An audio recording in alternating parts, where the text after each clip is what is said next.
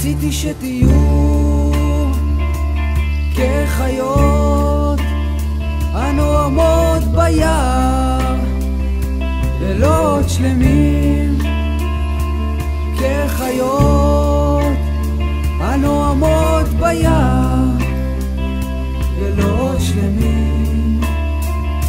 נכון אתם אנשים כשרים, אך לא לזאת הייתה כוונתי. נכון אתם אנשים כשרים, אך לא לזאת הייתה כוונתי.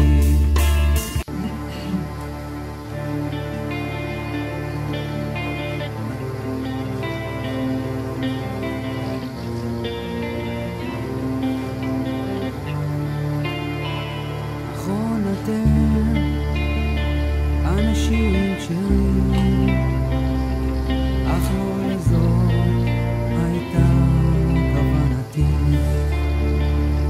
נכון אתם אנשים כשרים, אך לא לזאת הייתה כוונתי. רציתי שתהיו כחיות הנועמות ביער, לילות שלמים כחיות הנועמות ביער, לילות שלמים. נכון אתם אנשים כשרים, אך לא לזאת הייתה כוונתי.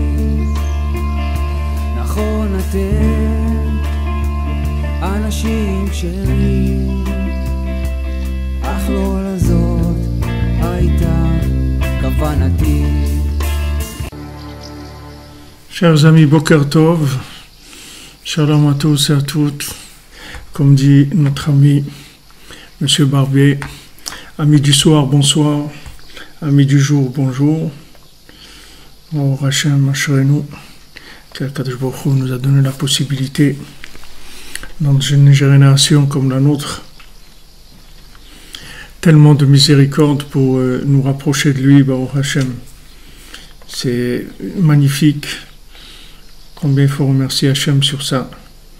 Et Baruch Hashem, une génération comme ça, tellement difficile d'un côté, et d'un autre côté, tellement de miséricorde et de moyens qui nous permettent de, là où on est, de nous connecter, Baruch Hashem. Voilà, des gens qui sont au Québec et en même temps au Oman et en même temps à Genève et à Paris et à Jérusalem. Et on est en train de vivre une période messianique, on s'en rend même pas compte, comme il a dit Rabbi Nathan. Alors Bezrat Hashem, on fait le shiur pour le refoua de Yochevet Bat Miriam Atiya, Yaakov Ben Yochevet Atiya, pour notre amie Sandrine Bat Janine Bat Eglantine, Christian Denis Ben Christina, notre ami David Ben Mesoda Cohen, notre chère Laura Alia Esther Chava Batraya Daniel, Laurence Bat Sultana, et pour l'élévation de l'âme de Yitzhak Gourfinkel, Clarisse Bat Laetitia, Anime Saouda Bat Arlette Aimé Simcha, Maurice Moshe Ben Rachima Suzanne, Mordechai Ben Isa, pour la refoua aussi de Sonia Bat Habiba, pour la refoua Shlema de Yaakov Nathan Ben Pitras et Batia Sultana Bat Nora Ruth.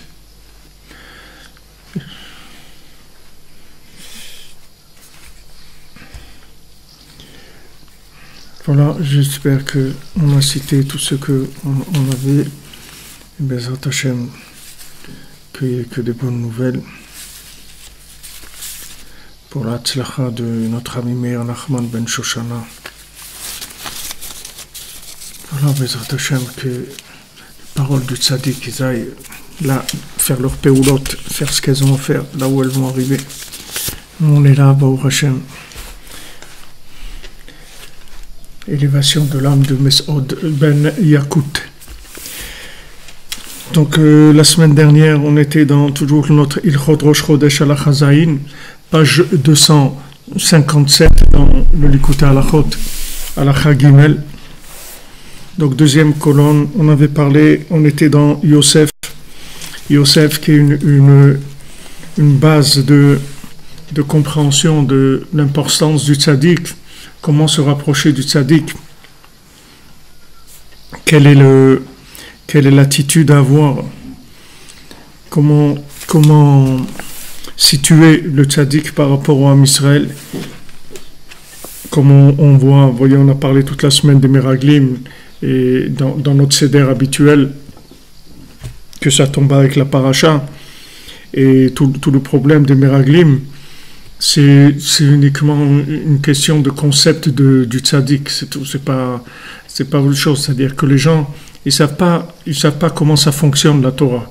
Ils pensent que la Torah, ça a été donné, que chacun il prend la Torah, il étudie la Torah, comme quelqu'un il a envoyé un discours d'un rav qui dit oui, dans les yeshivot, on se fatigue à étudier la Torah, on étudie les rishonim, les acharonim, les trucs, etc.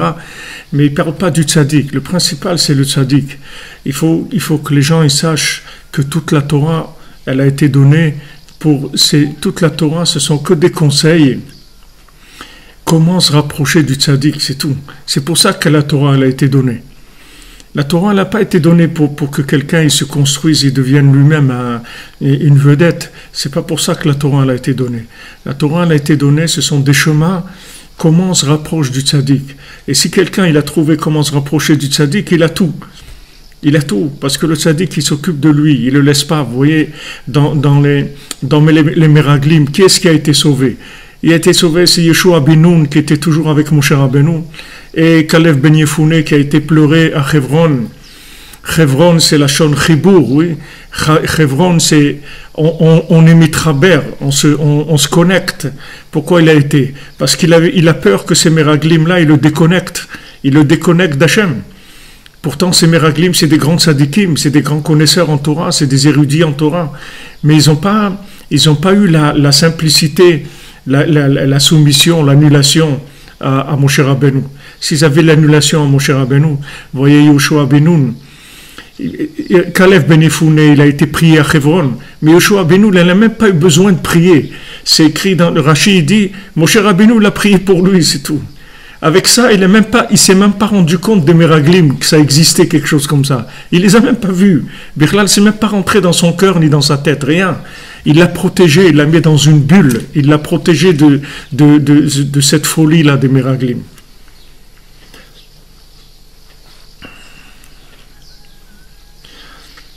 Pour la tzlacha de notre ami Yitzhak Glassman, qui est à Philadelphie, et qui va démarrer pour la première fois ce soir une sikha de Chaverin Breslev à Philadelphie, là-bas, Baruch Hashem, il va être fidèle, il va les rendre fidèles, il va faire un défi en même temps, et il va les rendre fidèles au tzaddik, et tous les gens qui sont là-bas.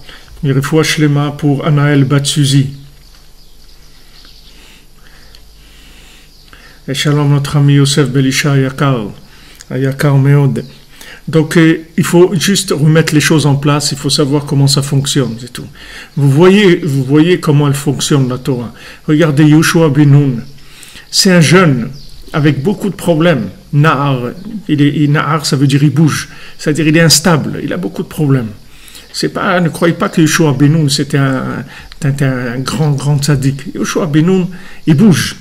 Seulement, comme maintenant, il a... Eliaou ben Chana, aussi Bezrat Hashem, qui est des refoua, tzlacha, kol ha'yeshut.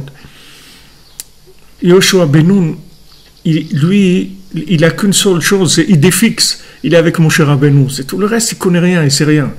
Et regardez, il est que avec Moshe Rabbeinu. Regardez à quoi il arrive. D'abord, il est protégé de toute la folie de l'époque, parce que la folie de l'époque, c'était les Meraglim, c'était la folie de l'époque. La folie, c'est-à-dire comme il y a d'autres folies dans chaque génération. La folie de l'époque, c'était ces Meraglim-là, qui venaient, qui disent, ouais, Israël et tout, qu'est-ce qu'on va faire là-bas, truc, et comment on va s'en sortir, quel est les problèmes, les trucs là-bas, on va, c'est des géants, c'est dur, et trucs, et c'est pas tout le monde qui est capable, et c'est pas ci, c'est pas ça, et toutes sortes de paroles pour décourager les gens d'aller en Israël. Voilà ce qu'ils ont donné, ces grands érudits, ces gens qui connaissaient tellement bien la Torah, voilà quoi ils sont arrivés. Alors que Yeshua ben Nun, un jeune, instable, beaucoup de problèmes, lui, il connaît rien, lui, il défixe. Moshe Rabbeinu, c'est tout, moi je connais rien, moi je suis avec Moshe, c'est tout. Maintenant, le fait qu'il est avec Moshe, Moshe il prie pour lui, parce qu'il est dans sa poche, il est comme lui, il prie pour lui.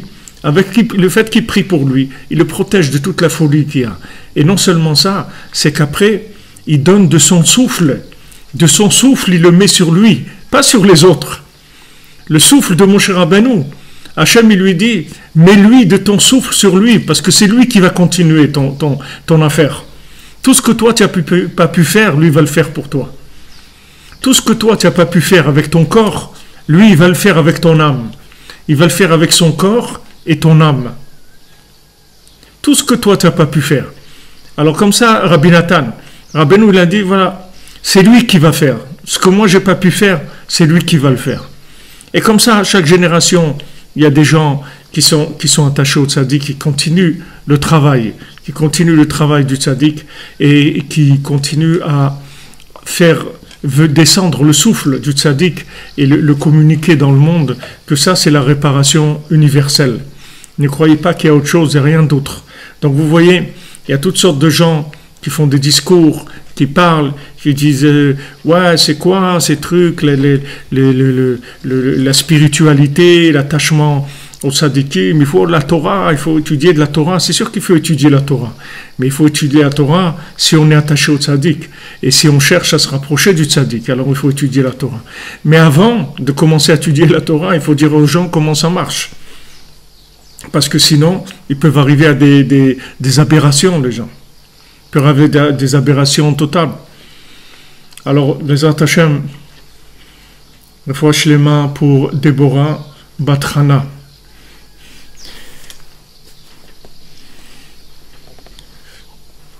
Alors on était avec Yosef Hatzadik la semaine dernière et on parlait que Yosef il a réuni, il a rassemblé de la nourriture comme le sable de la mer qu'on ne pouvait pas compter, en mispar, qui ichadal l'ispor, on ne pouvait pas compter en mispar, c'est-à-dire qu'il y avait tellement qu'il n'y avait pas de chiffre, on ne peut pas compter.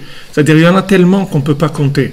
C'est la Torah du tzaddik, il y en a tellement qu'on ne peut pas compter. C'est-à-dire c'est nachan novea mekor chokhma, c'est-à-dire c'est une source de sagesse qui ne s'arrête jamais. Ça coule sans arrêt. C'est quelque chose qui se renouvelle tout le temps, qui coule tout le temps. Il y a tout le temps des nouveautés qui sont adaptées à la génération. Baruch Hashem, regardez, on est dans Chatzot, il y a des gens qui se trouvent à d'autres moments de la journée, qui sont dans d'autres continents, mais c'est ceux qui se trouvent, Baruch Hashem, dans Chatzot, que Rabbeinu nous a appris. Qu'est-ce que Chatzot? Chatzot, c'est minuit, c'est la miséricorde totale, c'est la prière mamash, qui est Moul Pnei Hashem, c'est-à-dire c'est une prière qui monte directement. Quelqu'un qui se lève la nuit, sa prière, elle monte directement chez Hachem. Une étude comme ça, regardez, je ne sais pas combien on est, quelques dizaines là, ensemble, voilà, on est exactement pour 34, 35, disons, 36, puisqu'on a notre ami qui est là aussi présent. Et donc on est 36, voilà, la Medvav, on est la Medvav Tzadikim, 36, on est là, à parler du Tzadik. Refoua Shlema pour Mylène Fortuné Shirel Bat Saba. Baruch Hashem, le tzaddik, il réunit de la nourriture. Qu'est-ce qu'il a fait, Yosef? Il a réuni de la nourriture. Il a dit, il va avoir 7 années de d'abondance et cette année ensuite de misère où ça va être de la pauvreté. Donc Paro il lui a dit c'est très beau ce que tu dis, donc tu vas t'en occuper toi-même. C'est toi-même qui vas t'occuper de ça. Pourquoi Paro lui a dit tu vas t'occuper de ça? Parce que Paro il savait que c'était la Torah du tzaddik qu'il fallait. C'est pas maintenant le conseil. Il y a des gens qui croient qu'on peut faire des conseils de la Torah sans le tzaddik. C'est-à-dire on va prendre des conseils. En fait, si vous prenez basiquement ce qu'il a dit Yosef HaTzadik,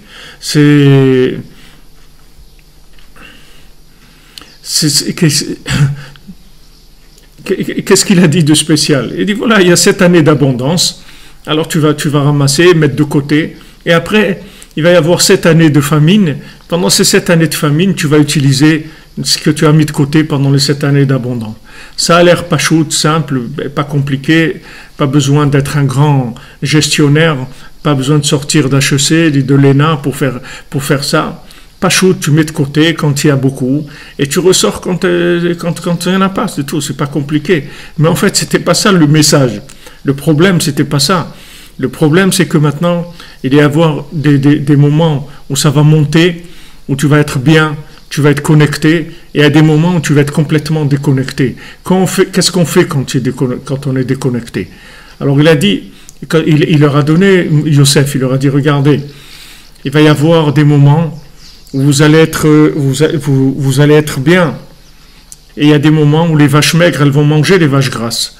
Et il y a des moments où il va y avoir des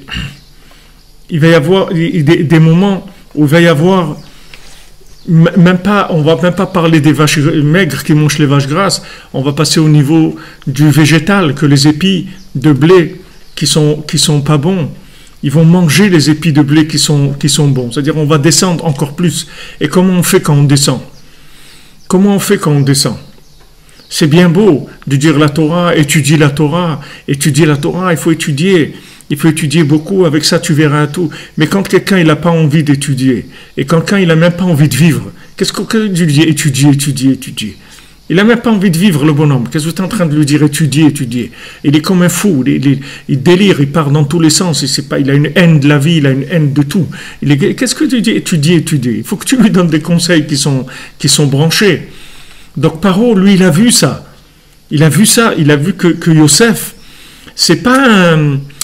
Yosef, c'est pas un conseiller de marketing. Yosef, c'est un homme qui a le secret de la connexion, qui a le secret du langage, qui sait parler toutes les langues. Il parlait toutes les langues, Yosef. C'est-à-dire, il connaît tous les langages, comment traduire la vitalité, la parole d'Hachem à tout le monde. Refouach Lema, Georgette Patartur, Isaora Bat Jean-Yves, et tous les malades par le mérite de Rabbi Nachman de Breslev. Ezrat Hashem. Il savait traduire la Torah dans toutes les langues. C'est-à-dire que Yosef, il sait parler la langue de chacun. C'est pour ça que ceux qui ont pris la Torah la Torah sans Yosef, c'est-à-dire ils ont pris, quand ils ont entendu ça, ils ont dit le blé, ok, nous aussi on va faire ça. On va prendre du blé, on va le mettre de côté. Et quand ça va aller mal, on va le sortir. Ok, ils ont pris le côté extérieur, ils ont cru que ça allait marcher. Qu'est-ce qui s'est passé? Quand ils ont voulu sortir le blé qu'ils avaient mis de côté, il était pourri le blé. Il avait pourri. Pourquoi il avait pourri? Parce qu'il n'était pas connecté. Quelque chose qui pourrit, c'est parce qu'il s'est déconnecté. Vous prenez une tomate, tant qu'elle est connectée, elle est bien, elle est vivante, elle est belle, elle est tout. À un moment, vous allez voir qu'elle va se déconnecter, et ça y est, elle va commencer à pourrir. Maintenant, la Torah, si elle n'est pas connectée, c'est fini, ça pourrit. C'est-à-dire, vous ne pouvez pas revenir tout le temps avec des enseignements d'époque où les individus étaient différents. Vous êtes dans une époque où il y a des épreuves qui sont complètement différentes, où les gens ils ont affaire à d'autres choses complètement.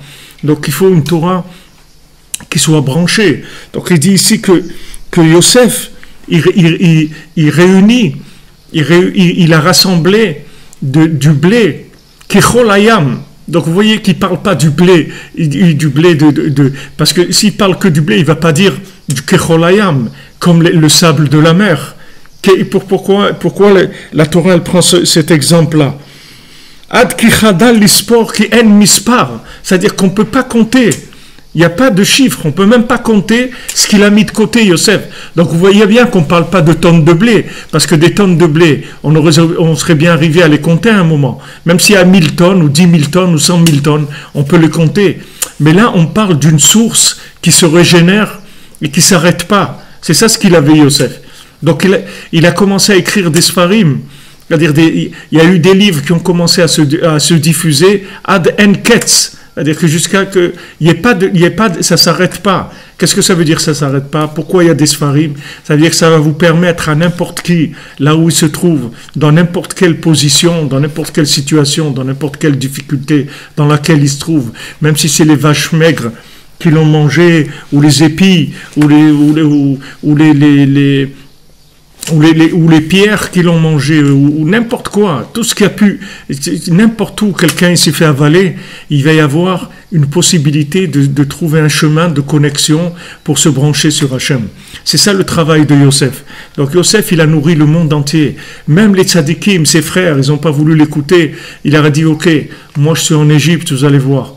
Vous allez venir tous. Et ils ont commencé à s'affamer. Qu'est-ce que c'est dire s'affamer? Ça veut dire qu'ils n'avaient plus la force, ils n'avaient plus envie, ils n'avaient plus du tout de connexion avec leur Torah. Ils ont été obligés de venir chez Yosef et se prosterner à Yosef. Comme il leur a dit au début, il leur a dit, vous allez vous prosterner. Ils ont dit, quoi? C'est quoi ça? C'est dire cette histoire-là. Tu vas te prosterner. Nous, on va se prosterner à toi, mais pour qui tu te prends, etc. Ok, pas de problème. Pas de problème, il est parti. Mais quand Yosef il était en Égypte, il les a attendus tranquillement. Il savait qu'ils allaient venir. Parce que il y a un moment où ils vont venir taper à la porte. Vous voyez ici, moi, Baruch Hashem, chez Aouman, j'ai plusieurs mois dans l'année, je vois défiler hier soir, je vous ai fait une petite vidéo, un petit live du Tzion, vous voyez des jeunes qui sont là. Ces jeunes-là, c'est des jeunes de Yeshivot qui viennent. Ils viennent chercher de la vitalité chez Rabbeinu. Vous voyez le Rosh Yeshiva, là-bas, ils les amènent. Parce que il n'y a pas... les gens, ils sont obligés de venir chercher à manger chez Yosef. Sinon, il n'y a pas de manger. Et qu'est-ce qu'ils chantent, ces jeunes-là, qui viennent là? Ils chantent que des chansons Breslev, que des chants Breslev. Ils sont tous branchés sur Breslev. Et c'est ça qui leur donne leur vitalité. C'est ça qui leur donne leur vitalité. Et avec ça, Baruch Hashem, il y a la force d'étudier, de faire tout ce qu'il y a à faire. Mais Yosef, il donne à manger. Il faut savoir que Yosef, tout son travail, c'est de préparer des recettes qui vont permettre à chacun d'aimer les plats, de façon de manger. Comment arriver à lui? Comme il dit Rabbi Nachman, comment faire? Toute la journée, je cherche comment faire un chemin dans vos cœurs de pierre, pour essayer de tailler dans vos cœurs de pierre, pour faire des chemins, pour que la lumière d'Hachem, elle puisse rentrer dans vos cœurs. C'est ça le travail qui fait Yosef. Ki be Yosef ne'emar ki ben zekunim hulon. Parce que, qu'est-ce que c'était Yosef? C'était le ben zekunim de Yaakov, c'est-à-dire que c'était comme on dit, le bâton de vieillesse, c'était celui qui avait toute la chokhma de Yaakov, c'est Yosef qui l'avait. C'est pas les autres frères. Yosef, il avait toute la connaissance, toute la connexion de Yaakov, c'est Yosef qui l'a hérité. Alors, qu'est-ce que c'est maintenant? Zekana chokhma. C'est-à-dire, qu'est-ce que c'est un zaken? La Torah, elle dit, qu'est-ce que c'est un zaken? La Gemara, elle dit dans Kiddushin, Zekana chokhma. C'est quelqu'un qui a acquis la chokhma.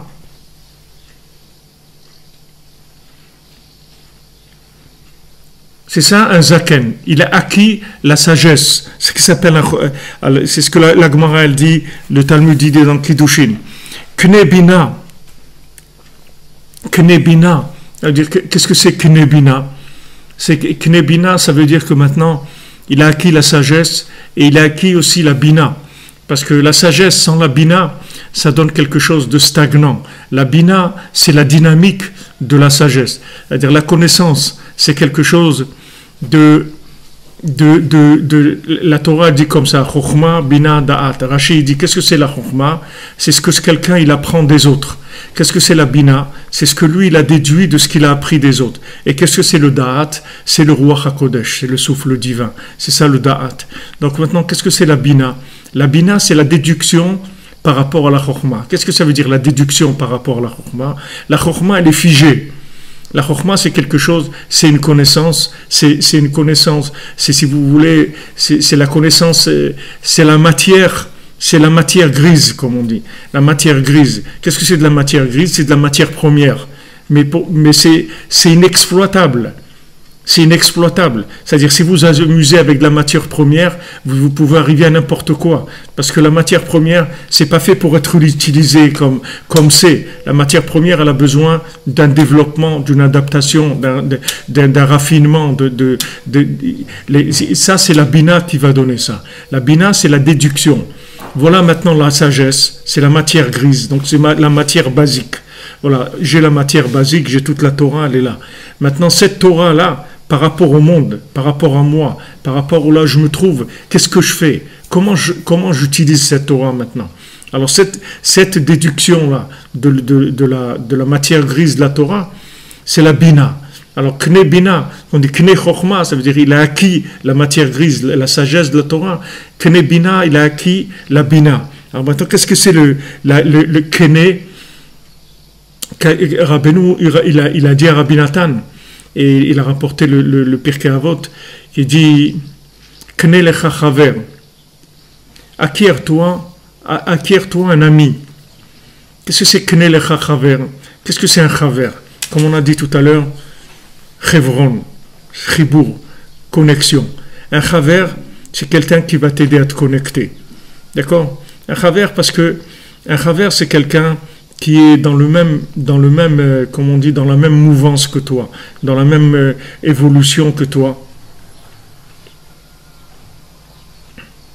Et maintenant, il te rattrape quand tu te perds, parce qu'il est dans la même direction que toi, et il t'aide à te connecter au moment où tu as des passages à vide.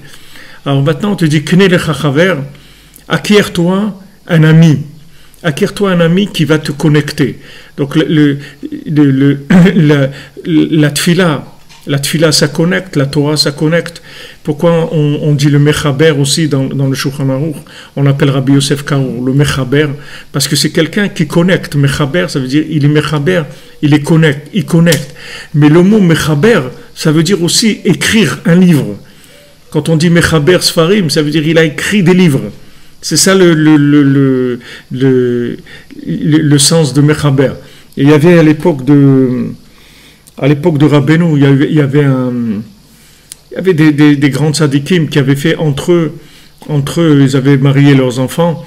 Et il y avait un tzadik, Motale, un très grand tzadik, et qui avait donné son fils, et l'autre côté ils ont donné leur fille. Alors il y avait le côté de la fille, ils étaient très riches, et le côté du garçon, ils étaient pauvres. Alors du côté de la fille, ils ont offert plein de cadeaux qui étaient très très chers, etc. Et du côté du garçon, ils n'avaient pas, donc ils ont offert des livres. Alors la belle-mère, elle a dit, qu'est-ce qu'ils veulent faire de notre ratan? Ils veulent en faire un marchand de livres, c'est ça qu'ils veulent en faire. Alors le tzaddik Motale, il a entendu ça, il a dit qu'est-ce qu'elle dit? Alors ils ont eu très peur parce qu'ils savaient que si ce tzaddik-là il ouvre sa bouche, c'est très grave. Et qu'est-ce qu'elle a dit? Alors ils ont dit non, je t'en prie, mais il avait entendu ce qu'elle a dit. Il lui a dit te fais pas de soucis, je te donnerai quelqu'un de mieux. Et c'est ce qui s'est passé. C'est quelque chose qui s'est mal terminé. Après le garçon il a eu une autre épouse. C'est-à-dire que le ignal de Mechaber, des Sfarim, quand quelqu'un il est Mechaber un Sefer, pourquoi on dit les Mechaber un Sefer? C'est Mechaber. En français, on ne dit pas Mechaber un Sefer. C'est-à-dire, c'est pas Mechaber, ça veut dire réunir, brancher, c'est-à-dire des choses, connecter des choses. C'est ça un Sefer, en hébreu. C'est-à-dire que dans le mot Sefer, il y a le mot Mispar, chiffre, et Mechaber, le Sefer, c'est quelqu'un qui va venir connecter les chiffres de manière à en faire Echad. C'est ça, quelqu'un qui écrit un livre. Quelqu'un qui écrit un livre, c'est qu'en fait, il va t'aider à te comment on peut dire ça en français, il va t'aider à te reprendre, si tu vas reprendre des éléments de toi et les réunir de manière à ce que tu te retrouves. C'est ça un vrai livre. Un livre, c'est quelque chose qui te... Pour ça que Rabbeinu l'appelait l'ikutim, l'écouté moral, l'écouté de philote, l'écouté halachon, parce que c'est cueillir. Qu'est-ce que c'est cueillir? Ça veut dire que tu vas à la cueillette de ton âme, en fait. Ton âme, elle est partie elle est éparpillée dans beaucoup de choses. Elle est éparpillée dans beaucoup de choses. On a passé beaucoup de réincarnations. On a été beaucoup éparpillés. Même dans notre vie maintenant, on s'est éparpillé dans beaucoup de choses qui nous ont attirés, dans lesquelles on s'est investi, etc. Chacune là où il a été dans sa vie. Maintenant, c'est l'écouter moral, l'écouter de philote, c'est des livres qui sont mélaquettes. Ça veut dire mélaquettes, ça veut dire ils vont te cueillir de manière à créer un recueil. Aussi on dit un recueil. Pourquoi un livre? C'est un recueil. Parce que ça va te recueillir, c'est-à-dire ça va te permettre de te rassembler, de te remettre, de te reconstruire. C'est comme un puzzle, les mains. Chaque personne, c'est comme un puzzle. Il y a des morceaux partout. Alors chacun il lui dit, viens de ce côté, et viens. Alors il va là-bas, il essaye dans la politique, il essaye dans la musique, il essaye dans l'art, il essaye dans l'argent, il essaye dans chacun là où il a essayé on lui a pris des morceaux de puzzle, on a essayé de le coller dans des trucs même qu'il sentait que c'était pas exactement ça, mais quand il a rien à se mettre sous la dent, comme on dit, bon, il a pris ça. Le tzaddik, qu'est-ce qu'il fait? Quand le tzaddik, il est mechaber des sfarim, le tzaddik, en fait, il est mélaquette les âmes. C'est-à-dire qu'il te permet de te redevenir, de te reconstruire, de te retrouver, de savoir qui tu es. Le puzzle, il te le remet en place. Il prend chaque élément de toi-même et il les reconstruit. C'est pour ça que tout, vous voyez dans l'union de Sefer, dans Sfarim, il y a Mispar, dans Mechaber, il y a reconnecté, dans recueil, comme on dit un recueil. Pourquoi un recueil? Pourquoi on appelle un recueil? C'est un recueil. Un recueil, ça veut dire que ça va te recueillir. Pourquoi te recueillir? Parce que le contraire de te recueillir, c'est de semer. C'est ça le contraire de recueillir. Qu'est-ce que c'est l'image de la France? C'est sème à tout vent. C'est ça l'image de la France. Elle va semer, la semeuse. Mais c'est le contraire. Ruth, c'est le contraire. Boaz, il lui dit, va recueillir dans le champ. Va recueillir dans le champ. Et ne va pas recueillir dans les autres champs. Reste que dans mon champ, dans mes champs, là, et dans ce qui m'appartient, va là-bas, recueille là-bas, et de ça tu vas reconstruire ton âme. Et ça donne David Ameller. Ça donne David Ameller, ça donne Mashiach. C'est-à-dire que Mashiach, en fait, c'est un regroupement, on reconstruit le puzzle. On reconstruit le puzzle. On prend des gens qui sont en morceaux, qui ont été dispersés aux quatre coins du monde. Chacun, il est venu, autant l'emporte le vent. Il a emporté dans toutes sortes de choses dans lesquelles on a mis notre cœur, on a mis notre esprit, on a cru dans des choses, des bêtises, des trucs on nous a berné complètement, on nous a mis dans des trucs qui valent rien du tout, qui sont des voies de garage, des trucs où il n'y a rien, où il n'y a pas de suite, il n'y a pas de finalité, il n'y a rien du tout. Baruch Hashem, il vient Yosef, il est mechaber des sfarim. C'est ça qui faisait Yosef. Qu'est-ce que ça veut dire qu'il a ramassé tout le blé? Ça veut dire qu'il a pris tous ces éléments-là qui se sont éparpillés et il les a réunis. C'est-à-dire il a écrit des livres qui sont des livres de réunification des individus. Donc la force, si vous voulez, du tzaddik, c'est la réunification de l'individu et de l'humanité. C'est-à-dire on sait, chaque chose qu'on entend, qu'on voit, ça nous prend quelque part. Chaque chose que vous apprenez, ça vous emmène quelque part. Ça vous connecte à quelque chose. C'est pas gratuit ce qu'on apprend. Ce qu'on voit, ce qu'on apprend, ce qu'on entend, ce qu'on mange, ce qu'on vit. C'est des connexions. C'est pas gratuit. C'est pas quelqu'un... Il a vu un film, ou il a lu un livre, ou il a été écouter un concert de musique, ou il a fait un voyage. C'est tout des connexions. Donc il y a des connexions qui déconnectent, et il y a des connexions qui connectent. Il y a des connexions qui éparpillent, et il y a des connexions qui réunissent. Donc c'est ce qu'il leur a dit Yosef à ses frères. Il leur a dit, venez, je vais vous donner la connexion pour vous retrouver. C'est pour ça qu'ils lui ont dit, quand ils sont venus chez lui, et qui les a accusés d'explorateurs, parce que c'est exactement le problème de notre paracha, c'est la même chose. Yosef et ses frères, c'est la même chose que Yoshua et Moshe Rabbeinu et les Meraglim. C'est le même système. C'est juste, le problème, il s'est présenté différemment, mais le problème de base, c'est exactement le même. Ils sont venus, ils ont dit, quand il leur a dit, vous êtes des explorateurs, il les a accusés de Meraglim, vous êtes des touristes de la Torah. Vous n'êtes pas des gens sérieux. Il dit, mais non, nous on est des gens de Emet. Ish Echad, on est les enfants de Ish Echad. Nous aussi, on cherche Echad. Ne crois pas qu'on ne cherche pas Echad. Nous aussi, on cherche Echad. Et il leur a dit, non, vous ne cherchez pas Echad. Vous êtes des explorateurs, c'est-à-dire vous êtes dans la dispersion. Vous n'êtes pas dans la réunification. Moi, si vous étiez des esprits réunificateurs, vous aurez reconnu mon message tout de suite. Tout de suite, vous aurez reconnu que c'est le message. Tout de suite. Vous savez, les gens qui cherchent, vous pouvez pas les rouler. Les gens qui cherchent. Quand ils trouvent Rabbi Nachman, tout de suite, ils voient le réunificateur. Tout de suite, ils voient tout ce qu'ils ont trouvé dans leur vie. Tout ce qu'ils ont cherché dans leur vie. Tout ce que leur cœur a cherché dans leur vie, tout ils le trouvent dans l'enseignement du tzaddik. Parce que le tzaddik, il est réunificateur. Il a un enseignement qui réunifie. Le seul but qu'il a, c'est de réunifier l'individu par rapport à lui-même, quand il s'est perdu, et toute l'humanité aussi, que chacun il est parti d'un côté. Chacun est parti d'un côté. Dans des idéologies, que ce soit le communisme, que ce soit le capitalisme, que ce soit ça, ou que ce soit les cultes, toutes sortes d'éparpillements qu'il y a sur Terre. Toutes sortes d'éparpillements.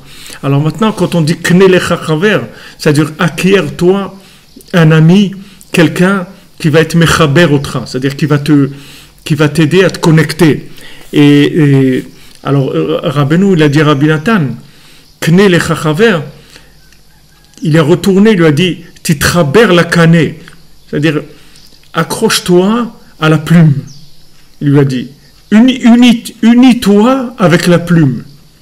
C'est-à-dire la plume, elle va créer l'unification, et toi, unis-toi à la plume, c'est-à-dire lie-toi avec la plume. Fais un lien avec la plume, et la plume, elle va te permettre de rassembler les éléments.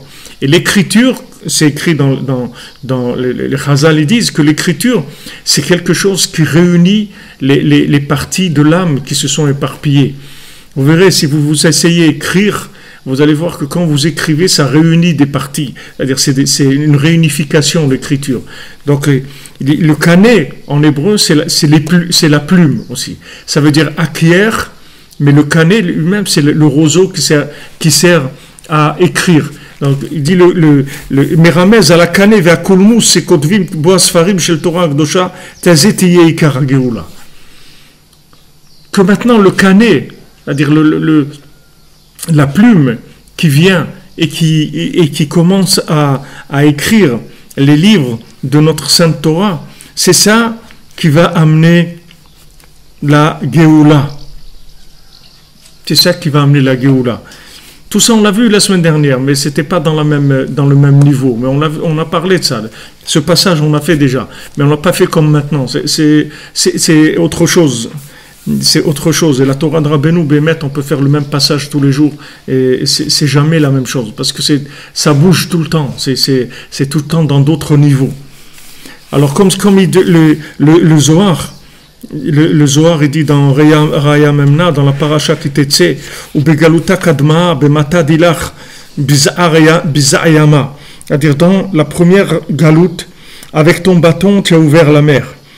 Et dans la galoute, begaluta batra, bekane dilach, deukulmusa, bizayama deoraita. Et dans la dernière galoute, avec ta plume, qui est le kulmus, qui est la plume de celui qui écrit, Tivaka eretiama Torah. C'est ça qui va ouvrir la mer de la Torah. Vous voyez, regardez comment c'est une image merveilleuse. C'est une image extraordinaire qui donne le Zohar. Quelque chose de très très beau. Il dit, regarde, mon cher Rabbeinu, tu as ouvert la mer avec ton bâton. Ça, c'était dans la première délivrance. Mais la dernière délivrance, quand l'âme de Moshe Rabbeinu, elle va venir de façon parfaite dans Rabbi Nachman, puisque Rabbi Nachman, ça n'est autre que Moshe Rabbeinu, mais de façon complète, complétée. Alors ça ne va pas être un bâton qui va ouvrir la mer. Ça ne va pas être un bâton qui va taper le rocher pour qu'il sorte de la Torah. Il n'y aura plus de bâton. Ce bâton, ça va devenir une plume. Cette plume-là, elle va ouvrir l'océan de la connaissance, de la sagesse. Et cet océan de sagesse, il va irriguer, il va donner à boire au monde entier. Tout le monde va trouver à boire. Tout le monde va comme c'est écrit que à la fin des temps, les gens ils sont assoiffés. Ils sont assoiffés. On dit de quoi ils sont assoiffés? Ils sont assoiffés. Alors donne-leur à boire. Non, ils sont assoiffés. Ils veulent de la connaissance d'Hachem. Ils sont assoiffés de connaissance d'Hachem. Il dit comment on fait pour connaître Hachem? Comment on fait pour se brancher à Hachem? Les gens, ils en ont marre de tout ce qu'on leur a... Les gens, ils en ont marre de ce qu'on leur a appris comme toutes sortes de choses, toutes sortes de bêtises. Ça y est, ils en ont marre.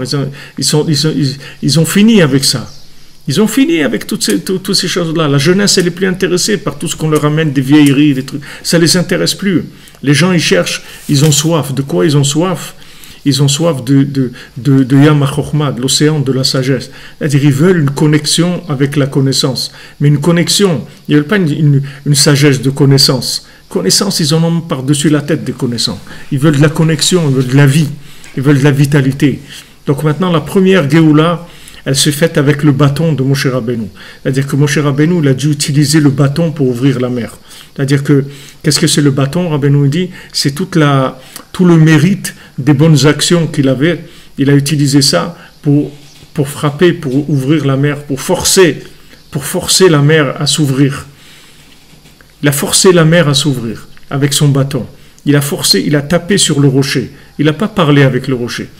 Vous croyez que Moshe Rabbeinu, il a été contre la parole d'Hachem parce qu'il était révolté contre Hachem? Pas du tout. Pourquoi, quand Hachem lui a dit tu vas parler avec le rocher, qu'est-ce que ça veut dire tu vas parler avec le rocher? Ça veut dire que maintenant tu as un cœur de pierre devant toi. Ok? Tu as un rocher, tu as un bonhomme, c'est une pierre. Il a son cœur, il est mort, c'est un morceau de pierre. Maintenant tu vas parler avec lui et tu vas faire sortir de la Torah de son cœur. Tu vas le brancher sur la Torah. Et M. Rabbeinu, qu'est-ce qu'il a fait? Il a pris le bâton, il a tapé sur le rocher. De ça, il a fait sortir l'eau de la Torah. Vous croyez que Moshe Rabbeinu, il a fait ça?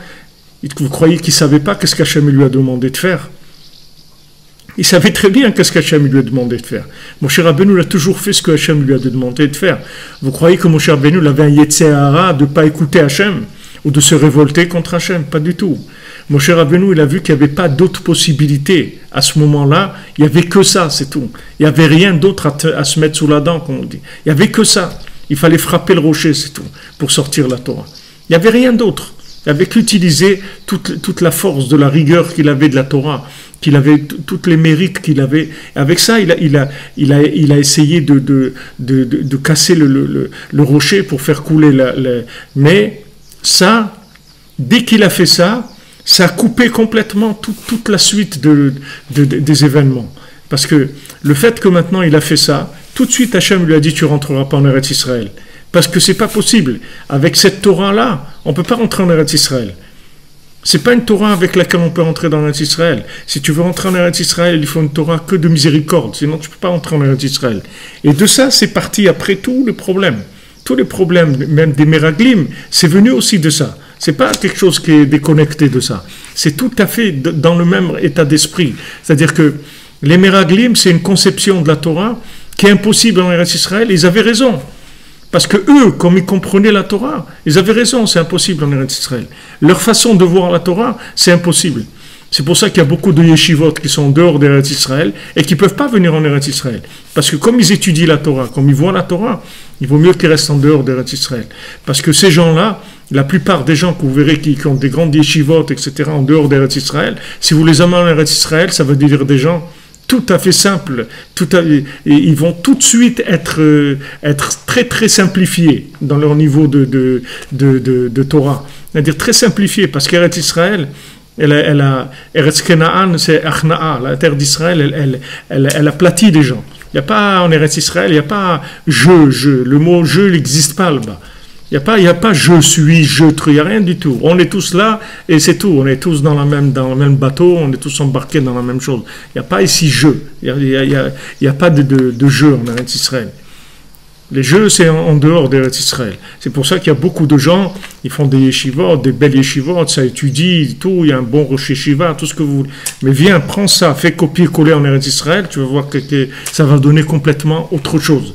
Donc ça, c'est connu, c'est pas quelque chose de nouveau à aujourd'hui. C'est quelque chose qui est connu depuis l'époque de Moshe Rabbeinu, où Moshe Rabbeinu, il a utilisé son bâton pour ouvrir la mer, c'est-à-dire il a utilisé le bâton pour ouvrir les sentiers de la Torah. Ça, c'est Geoula Kadma'a. C'est la première Geoula. Pourquoi? Parce que on n'était pas prêt.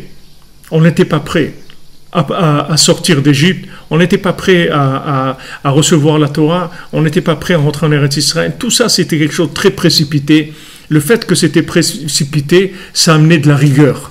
Ça amenait cette rigueur que Moshe Rabbeinu l'a utilisé, le bâton. Pourquoi Hachem lui a dit, voilà, qu'est-ce que tu as dans ta main? Un bâton, ok? Pourquoi Moshe Rabbeinu avait un bâton? Il ne pouvait pas avoir une flûte ou un pipeau Pourquoi il avait un bâton? Parce que c'était, comme on dit, c'était le bâton de la rigueur. C'est-à-dire il avait un bâton du pouvoir. Il était obligé d'utiliser ça. Parce qu'il n'y avait pas assez de miséricorde dans le monde encore. Il était obligé d'utiliser ça. Parce qu'il y avait des gens qui étaient aptes et des gens qui étaient inaptes. Et la preuve, c'est qu'il a sorti que 20%. 80% il les a laissés là-bas. Il ne pouvait rien faire pour eux. Tandis que Rabbi Nachman, qui est Moshe Rabbeinu, l'âme de Moshe Rabbeinu de façon complète, il a dit, il n'y a personne qui va rester. Moi, je vais sortir tout le monde. Moi, je vais réparer tout le monde, tous les êtres humains, tous les animaux, toutes les plantes, toutes les pierres, tout va s'inclure dans la chaîne. Là où il y a de la vie, là où il y a eu quelque chose qui a été créé, ça va se réinclure dans son créateur. Comment un homme, il peut dire une chose pareille? Parce qu'il a les moyens de le faire. C'est pour ça qu'il le dit. Parce qu'il a les moyens de le faire. Parce qu'il a ce canet, c'est-à-dire il a ce koulmous. Il a un koulmous qui écrit sans arrêt. Rabbi Nachman, il dit, quand on écrit avec une plume, on écrit dans deux endroits en même temps. On écrit sur la feuille et on écrit dans l'air aussi. Quand vous écrivez, l'autre côté de la plume, il écrit aussi. C'est-à-dire, il y a un qui écrit sur le papier, c'est là où il y a l'encre, et l'arrière de la plume, elle écrit dans l'air. C'est pas que sur le papier que vous écrivez dans l'air aussi. Donc toutes ces paroles qui ont été écrites, et à plus forte raison dites aujourd'hui, regardez, Baruch Hashem, qu'on a le mérite aujourd'hui. Regardez le mérite qu'on a. Regardez qu'on est connectés. On est tous explosés aux quatre coins du monde. Et on arrive à se réunir, à être réunis, à passer 1 heure ou 2 heures ensemble, à parler d'Hachem, à parler des tzadikim, à parler de la Torah. Mais regardez quelle merveille on est en train de vivre. Regardez quelle merveille, quelle miséricorde on est en train de vivre. On est en train de vivre d'une miséricorde qui est inimaginable. Inimaginable, quelque chose d'extraordinaire. Comment il faut remercier Hachem de ça? Que Baruch Hachem, on peut se connecter de là où on est, n'importe où on se connecte, nos âmes elles se connectent. Sinon on ne pourrait pas dire des enseignements comme ça. On ne pourrait pas dire des enseignements comme ça. Donc le Zohar il dit, regarde, première sortie d'Égypte, ça s'est fait avec le bâton.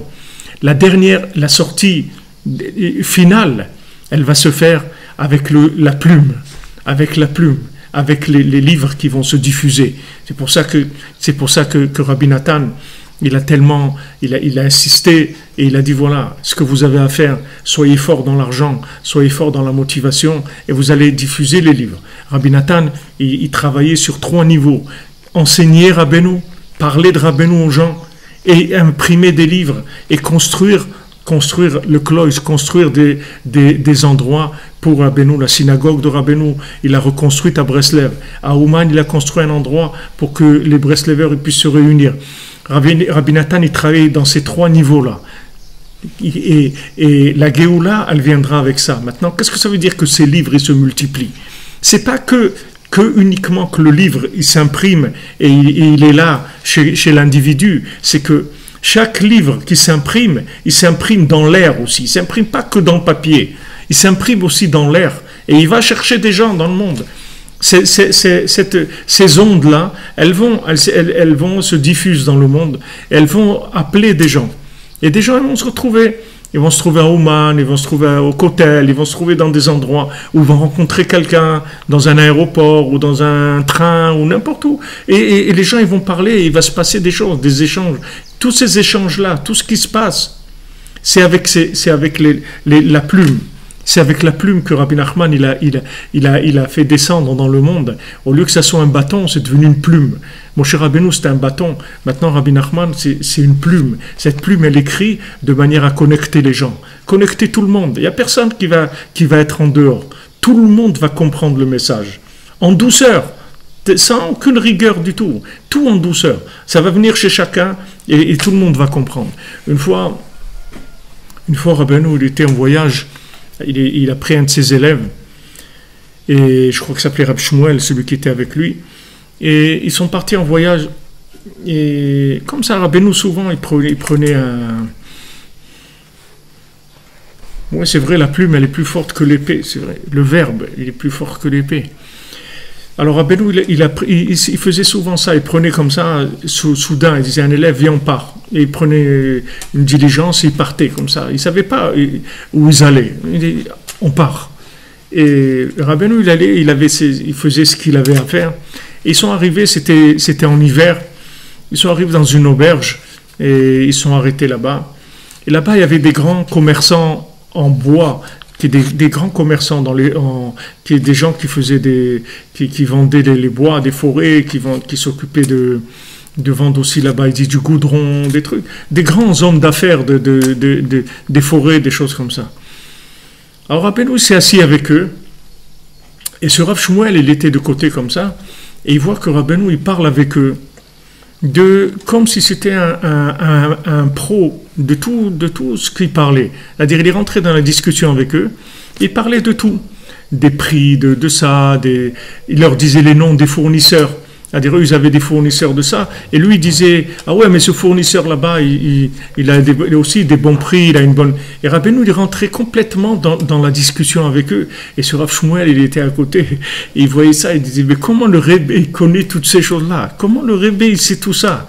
Comment il sait, comment il s'appelle le fournisseur, le prix le prix du goudron, le prix du bois, le prix des transports, le prix de ça, le nom de celui-là.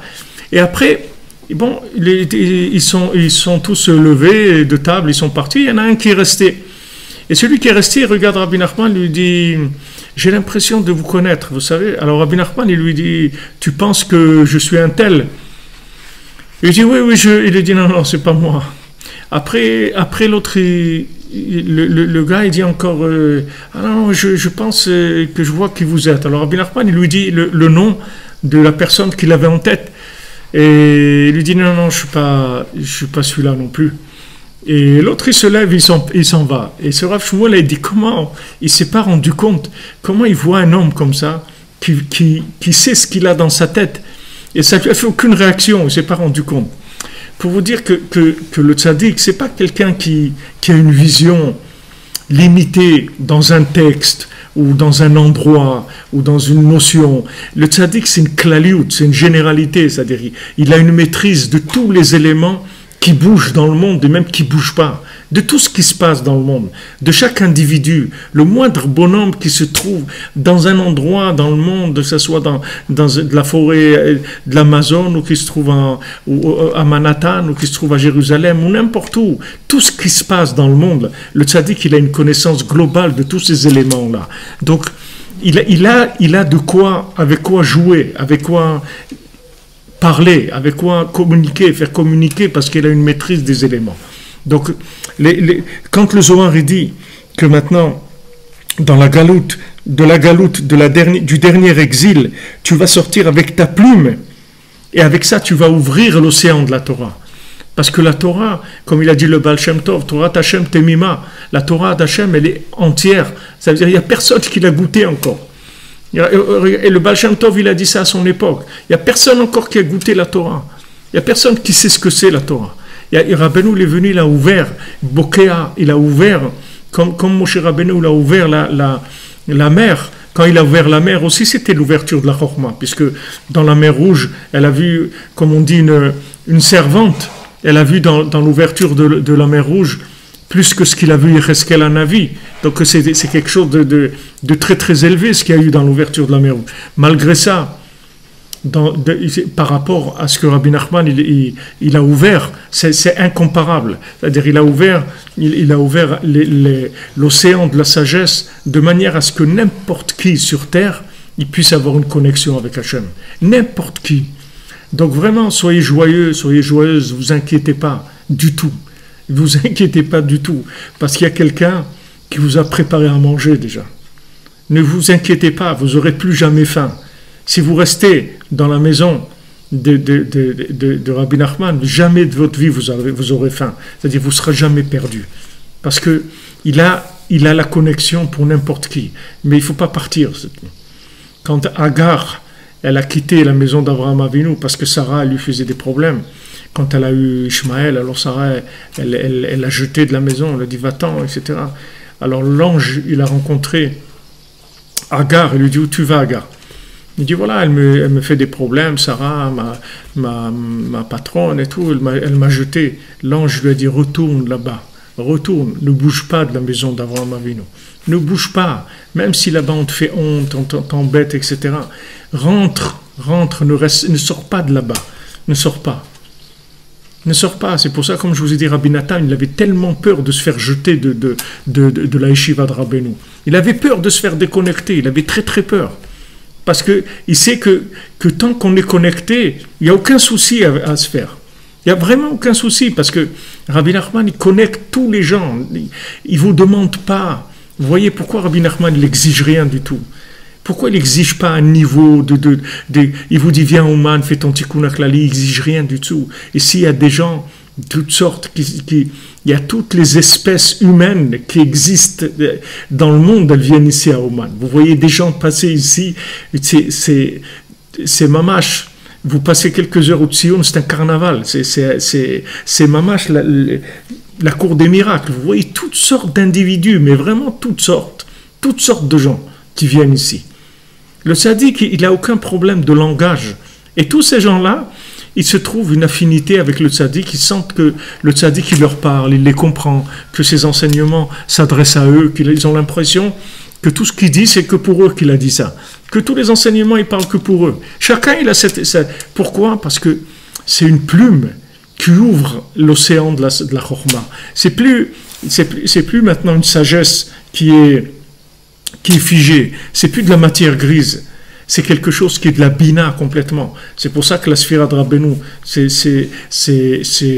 lui c'est Netzar, c'est-à-dire qu'il a dit Netzar Tive Nantzar, mais son nom, Moachnoun, c'est-à-dire c'est le cerveau de la 50e porte de la bina, c'est-à-dire la 50e porte de la déduction.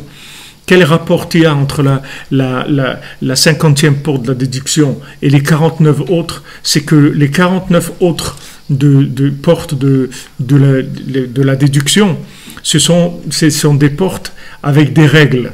Parce qu'il y a des sphirotes. Il y a Chesed, Gvura, Tiferet, Netzach, Hod, Yesod, Malchut. Voilà, vous avez ces éléments. Maintenant, quand vous faites par exemple Sphirat HaOmer, il y a 49 jours, c'est des assemblements.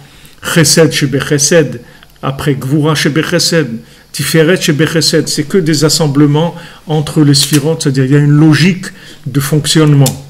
Mais la 50e porte, il n'y a plus de logique de fonctionnement. C'est-à-dire la Torah, elle peut sortir de n'importe où, à n'importe quel endroit, de n'importe quel individu, ça peut venir de n'importe quoi, ça peut venir d'un journal, ça peut venir d'un film, ça peut venir d'une annonce publicitaire, ça peut venir de la Torah, bien sûr aussi des textes de la Torah, mais ça peut venir de tout. C'est-à-dire que tout devient moyen de communication pour transmettre la parole d'Hachem. C'est fini. Il n'y a plus besoin de structure, il n'y a plus besoin de rigueur, aucune rigueur, il n'y a pas de bâton. Même le bâton des sphirotes, il n'y a plus. Il n'y a plus de bâton de sphirotes, parce qu'on est dans la 50e porte. Et comme on est dans la 50e porte de l'impureté, alors Hachem, il a envoyé le maître de la 50e porte de la Bina, c'est-à-dire celui qui sait déduire la présence divine dans n'importe quel endroit du monde. Donc personne ne peut se décourager, quand Rabbi Nachman il a dit « Ne te décourage pas », parce que le découragement, Le désespoir, ça n'existe pas. Le découragement, ça n'existe pas. C'est dommage que tu te décourages parce que je suis là, et te dit Rabbi Nachman. Ne te décourage pas, j'arrive chez toi. Ne te décourage pas, sois patient, j'arrive chez toi. Je suis en train de venir chez toi. Donc ne te décourage pas. Je suis en train de venir chez toi, c'est-à-dire je suis en train de te connecter. Reste tranquille, ne te décourage pas, ne te désespère pas. Il y a une solution pour toi. Il y a une solution pour toi. Te casse pas la tête, j'ai ta solution. Reste tranquille, c'est tout. Fais ce que je te dis, sois joyeux, parle avec Hachem. Étudie le Shulchan Aruch, regarde les règles basiques, simplifiées de ce que Hachem il attend de toi. Viens au man et sois joyeux, c'est tout. T'occupe de rien. C'est moi qui vais te donner à manger. Yosef, il a préparé le manger. Il ne te demande pas de faire du manger. Lui, il te prépare à manger. Pour ton âme, il va te connecter, il va te sortir de là où tu es.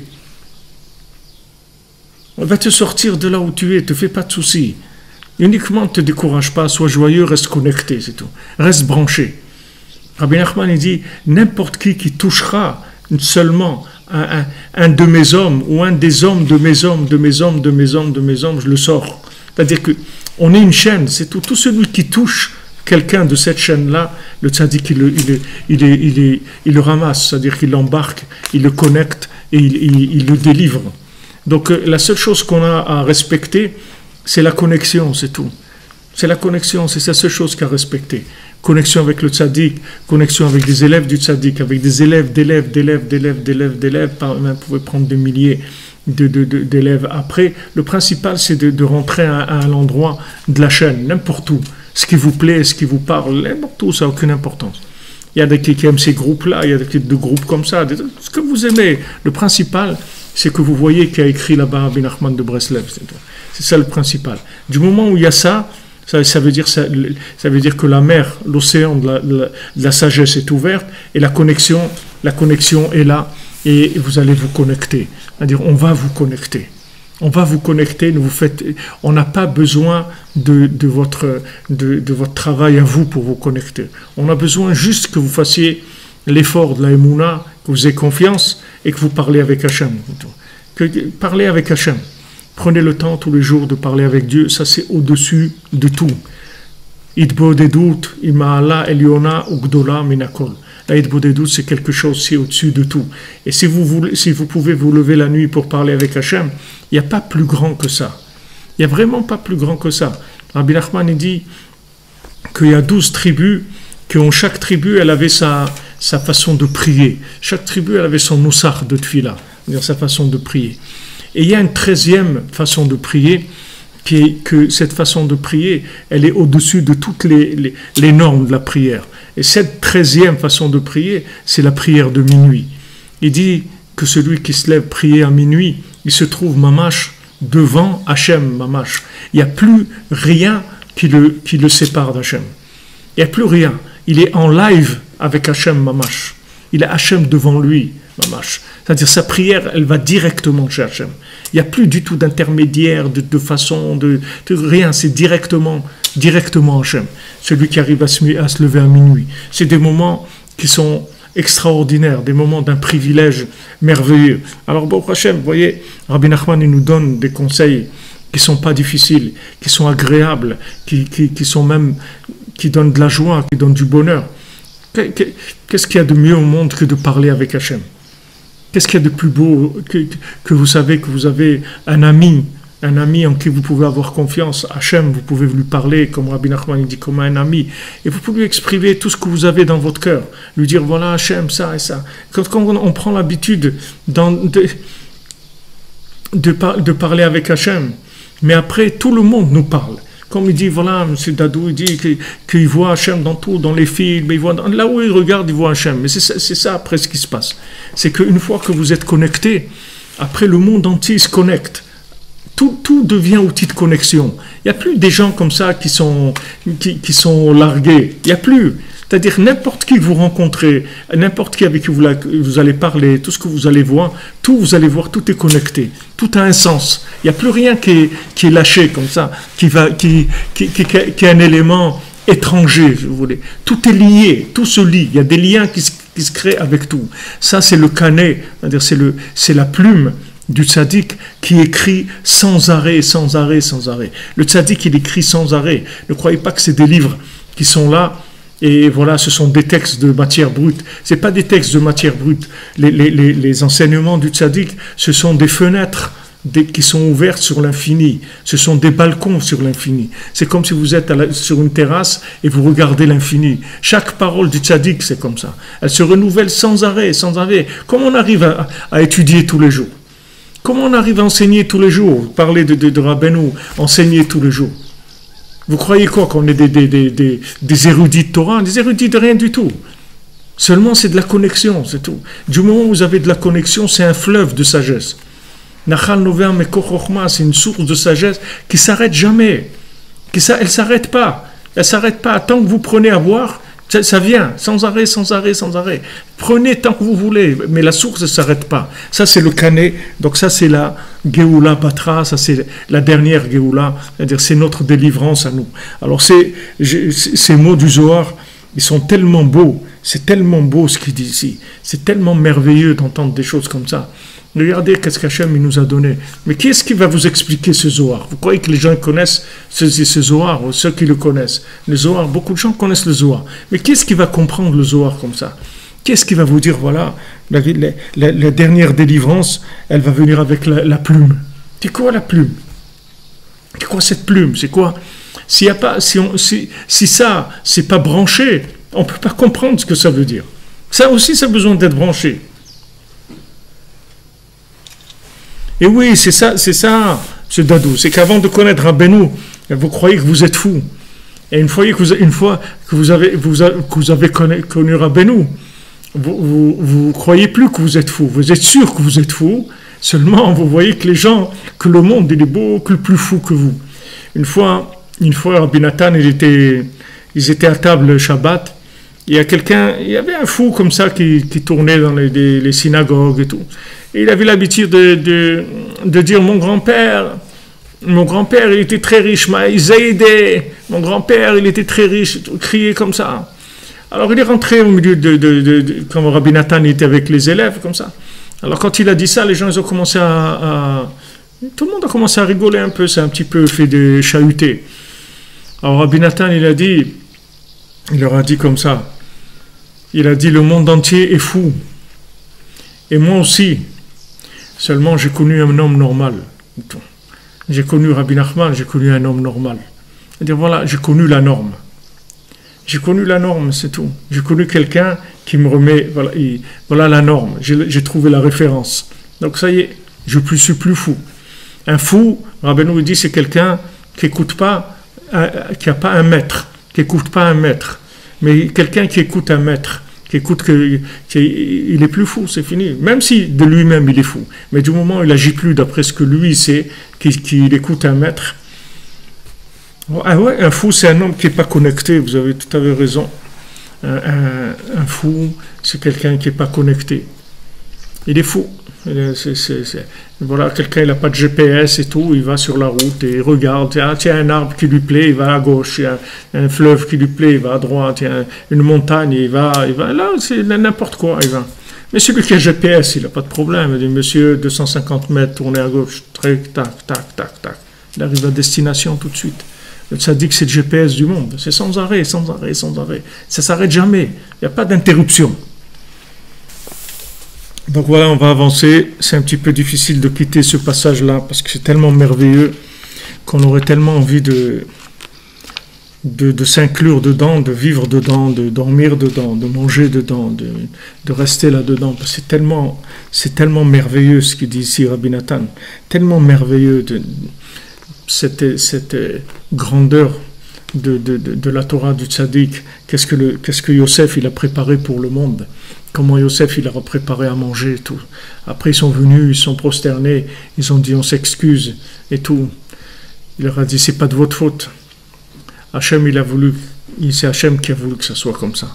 Parce qu'en fait, même quand Moshe Rabbeinu l'a tapé le rocher, même qu'il y a eu les miraglim, même qu'il y a eu tout ce qu'il y a eu, en fait c'est parce que le moment n'était pas venu, il n'y avait pas de maturité. Mais maintenant, Baruch Hachem, le monde il a la maturité. On est arrivé au bout de la maturité du monde. Donc maintenant, le monde, il est prêt à la connexion. Le monde est prêt à la connexion, les cœurs s'ouvrent. Baruch Hashem, il y a des gens qui viennent de partout, du Cameroun, de partout, voilà, une dame de Cameroun qui était là hier, cette semaine, de partout, Baruch Hashem, le monde est prêt à la connexion, est prêt, il y a eu une maturité dans le monde, prêt à la connexion, donc ça veut dire prêt à la miséricorde, et prêt à l'ouverture de la compréhension des chemins qui mènent à Dieu, Hashem. Alors, Zeprinat Shiv'a Knea Menorah. Donc ça c'est le principe qu'il y a sept branches dans le chandelier. Qui a Menorah, Teora, Zeprinat Ora Torah. Parce que la Menorah, le chandelier qu'il y avait dans le Beth Amikdash, c'est la lumière de la Torah. Chez Ikar Kiyuma, à l'aider à Kanim, chez Imprinat Akulmusim. Alors voyez, Rabbi Nathan, il revient. Il dit, qu'est-ce que c'est maintenant Knea Menorah, c'est la même chose. Qu'est-ce que c'est la branche, la Menorah? Ça se dit en hébreu Kané aussi. Comme le Kulmus, comme la plume, c'est la même chose. Qu'est-ce que c'est maintenant toute la lumière de la Menorah, toute cette lumière du chandelier, elle vient en fait des plumes avec lesquelles on écrit les livres des Chidushim de Torah. C'est ça la lumière de la Menorah. La lumière de la Menorah, c'est pas une bougie qui éclaire. C'est pas une lumière une lumière matérielle. C'est une lumière qui vient des chidushim de la Torah. C'est ça la menorah qui est au Beth Amikdash. Shaliada mikar atikun sheotikun ha'etza. Que grâce à ces plumes qui écrivent les chidushim de Torah du tzaddik, ça amène le conseil, parce que tout ce qu'on est en train de parler ici, la connexion, c'est pourquoi? C'est pour avoir des conseils. Des conseils, ça veut dire quoi? D'avoir des chemins. Que je sache quel chemin prendre. Show me the way. J'ai besoin de connaître le chemin. Qu'est-ce que je vais faire de ma vie? Combien de gens ils vous demandent qu'est-ce que je vais faire de ma vie? Je ne sais pas quoi faire de ma vie. Qu'est-ce que je vais faire de ma vie? Combien de gens ils ont fait des clashs dans leur vie, dans beaucoup de choses. Et ils se trouvent dans des situations et disent, mais qu'est-ce que je vais devenir? Qu'est-ce que je vais faire de ma vie? Ils ont besoin d'un chemin, un conseil. Ben, le tzaddik, il est en train d'écrire toute la journée des solutions pour leur donner justement des conseils à tous les gens qui sont perdus. Et il nous garantit qu'il va nous réparer à tous. Donc vraiment, take it easy, soyez tranquilles. Soyez tranquilles parce que Baruch Hashem il a envoyé quelqu'un qui va nous délivrer vraiment à tous, même dans l'état dans lequel on est, chacun individuellement, chacun ici dans quel état il est aujourd'hui, dans quelle souffrance il est, que ce soit souffrance physique, matérielle, affectueuse, morale, mentale, tout ce que vous voulez. Chacun ici exactement où il est, mais Rabbi Nachman, il connaît chacun et il sait exactement aussi où on se trouve chacun et il prépare à manger un plat qui est adapté au goût de chacun pour qu'on puisse se connecter, c'est-à-dire avoir des conseils. Chez Zéoprinat Ner Chanukah Kanal, que ça s'appelle, c'est ça le principe de la bougie de Chanukah, puisqu'on parlait depuis quelques semaines de Chanukah dans ce Likutei Halachot qui est Rosh Chodesh, à la Chazaïn, on parlait de Chanukah. Donc Chanukah c'est la chon Chinuch, c'est-à-dire éducation, c'est-à-dire c'est une lumière éducative, si vous voulez. C'est une lumière éducative. Quand on demandait au Rav Besançon, chez le Refoua Shlema, Israël Yitzhak Ben Fortuné, quand on lui demandait Rav, on lui disait à la yeshiva, il y a des élèves qui lui disent Rav, il disait aux gens, je ne suis pas un Rav, je suis un éducateur. Je ne suis pas un Rav, je suis éducateur, pas un Rav. Éducateur, c'est-à-dire Chinuch, Erd Ner Chanukah, c'est-à-dire je vais vous éduquer, c'est-à-dire je vais montrer comment vivre, donner des conseils, comment on vit. Un éducateur, quelqu'un qui va vous conseiller. Ouais, il faut faire comme ça, il faut manger comme ça, s'habiller comme ça, parler comme ça, vivre comme ça, travailler comme ça. Comment on parle à sa femme, comment on parle à ses enfants, comment on se marie, comment on fait quand on n'est pas marié, comment on fait quand on est marié, comment on fait quand on en a marre, comment on fait quand on a marre d'en avoir marre, quand on fait qu'on est énervé, qu'on est triste, qu'on n'en peut plus. Et tout ça, c'est une question d'éducation. Donc il y a une allusion là-dedans que Ben Zekunim Houlon, que Yosef c'était un fils de la vieillesse de Yaakov, Prinat Shiv'a Kanim, qui est le principe des sept kanim, des sept branches du chandelier, Prinat Shiv'a Knei Menorah, qui sont les sept branches de la menorah, Prinat Klal Asfarim Akdoshim. Donc quand il dit Ben Zekunim Hu, Zekunim, c'est Zayin Kanim. Quand il dit Zekunim, le mot Zekunim, qui veut dire vieux, c'est Zayin Kanim, c'est-à-dire 7 branches. Et si on prend Zekunim. Donc il dit, quand il dit Ben Zekunim Hulon, c'est-à-dire que Yosef, il a pris les sept branches de la menorah, de la Torah de Yaakov. C'est pas tous les enfants de Yaakov, c'était des tzadikim, puisque la Torah elle dit Shifteka, c'est-à-dire le Shifte Yudke, c'est-à-dire que la Torah elle témoigne que le nom d'Hachem il était avec eux, avec chacun des shvatim. Mais Yosef, il a Zayin Ben Zekunim, c'est-à-dire il a les 7 branches de la menorah, c'est-à-dire que d'ailleurs les branches c'est branché. Pourquoi on dit une branche? Parce qu'elle est branchée sur le tronc, parce qu'on l'appelle une branche. Alors les branches de la menorah aussi, c'est-à-dire que c'est branché sur Echad, sur l'infini. C'est ça les branches de la menorah. Prinat Klal Asfarim Akdoshim Shenichtavim Bekanim Sheklolim Beshiv'a, c'est-à-dire ce sont tous les livres de la Torah Akdosha qui s'écrivent avec des plumes, qui sont inclus dans les 7 sphirotes, dans les 7 midot et dans les 7 branches de la menorah. Prinat Chatzva Amudea Shiv'a, comme c'est écrit dans Michelet, Chatzva Amudea Shiv'a, c'est-à-dire la taille de ces piliers, c'est 7. C'est-à-dire la taille, pas la taille, la mesure, la taille taillée, c'est-à-dire les piliers taillés, 7 piliers taillés.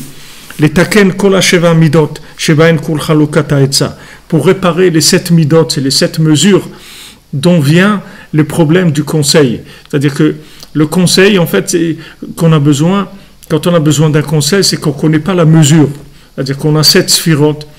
Et c'est par rapport à ces 7 moyens d'analyse, de compréhension, qu'on doit prendre une décision. Mais on ne sait pas, parce que quand on va... On ne sait pas, par exemple, vous avez un problème vous ne savez pas comment parler à votre conjoint. Si vous êtes gentil, trop gentil, ça ne marche pas. Trop dur, ça ne marche pas. Comme ça ne marche pas. Comme ça marche pas. Vous ne savez pas comment faire. C'est-à-dire que chaque chose, vous essayez, vous n'avez pas la mesure. La mesure. Il faut une mesure. C'est-à-dire, si vous trouvez le rythme et la mesure, vous trouvez la note. La note qu'il faut, la gamme qu'il faut, la gamme de la tonalité qu'il faut, à ce moment-là, il n'y a aucun problème. Mais pour ça, c'est que le tzaddik, il écrit des livres sans arrêt. C'est-à-dire, tout le temps, il amène des nouveaux éléments de sagesse pour pouvoir savoir comment se comporter par rapport à soi-même aussi, par rapport comment se prendre soi-même, comment s'analyser soi-même, se voir soi-même. Si on se voit, on voit nos défauts, alors on se casse complètement. Si on voit que les côtés positifs et tout, après des moments on se met à entrer dans de l'euphorie et on commence à faire des bêtises. Alors, comment on trouve le conseil, c'est-à-dire la mesure exacte, comment utiliser les midot, les mesures, les sphirotes. לתקן כל 7 מידות שבהם כל חלוקת העצה, לברר 7 מידות טובות שהם 7 הפרות הטובות ו7 שיבולים הטובות. Pour faire le tri dans les mesures, c'est-à-dire dans les 7 vaches grasses et dans les 7 épis de blé qui étaient bons. לבררם מההפך הרוצים לבלעם. Pour faire le tri du contraire qui veut les avaler. Comment faire pour ne pas me faire avaler par les vaches maigres? Comment faire pour ne pas me faire avaler par les épis qui sont des épis qui ne sont pas bons, qui sont pourris? Comment faire pour ne pas me faire attraper dans des choses que après, allez en sortir après. Une fois que quelqu'un s'est fait attraper dans quelque chose, allez vous en sortir. Et comme je vous le dis souvent, on n'est pas là, on n'a pas le droit à beaucoup d'essais dans ce monde. C'est comme vous faites des fois les passwords, là, quand vous mettez votre password vous avez oublié votre password, vous le mettez une fois, deux fois, trois fois, après vous dites c'est terminé, il faut maintenant trouver autre chose parce que là vous ne pouvez plus faire d'essais. On n'a pas droit à beaucoup d'essais dans ce monde. On n'est pas là pour... si on était là 2-3 000 ans, peut-être on peut essayer, mais on n'est pas là très longtemps. Il faut trouver le conseil qu'il faut parce qu'on ne va pas voir beaucoup de fois, on va nous laisser essayer.